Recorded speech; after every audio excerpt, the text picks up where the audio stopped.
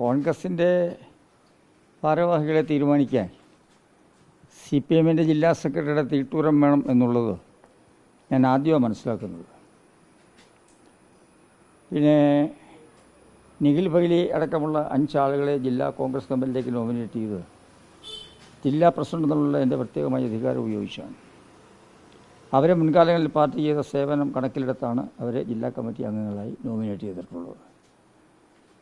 ധീരജിൻ്റെ കേസുമായി ബന്ധപ്പെട്ടുള്ള വിഷയം, ധീരജ് എന്ന് പറയുന്ന വിദ്യാർത്ഥി, ഇടുക്കി എഞ്ചിനീയറിംഗ് കോളേജിലെ വിദ്യാർത്ഥി, അയാൾ കോൺഗ്രസ് കുടുംബത്തിൽപ്പെട്ട അംഗമാണ്. ഇവിടെ വിദ്യാർത്ഥിയായി വന്നു. ദൗർഭാഗ്യകരമായ സംഭവത്തിൽ ധീരജ് മരണപ്പെട്ടു.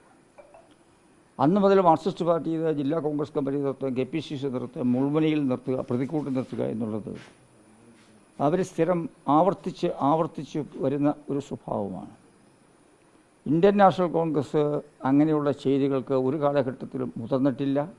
അങ്ങനെയുള്ള ഒരു അനുഭവവും ഈ ജില്ലയിലെ കോൺഗ്രസിൻ്റെ ചരിത്രത്തിൽ ഉണ്ടായിട്ടില്ല. അതാണ് എൻ്റെ സത്യമെന്ന് പറയുന്നത്. നിരപരാധികളായ ആളുകളാണ് നിഖിൽ ഫൈലി അടക്കമുള്ള ആളുകൾ എന്നാണ് കോൺഗ്രസ്സിന് കിട്ടിയിട്ടുള്ള ഞങ്ങളുടെ അന്വേഷണത്തിൽ ഞങ്ങൾക്കറിയുവാൻ കഴിഞ്ഞത്.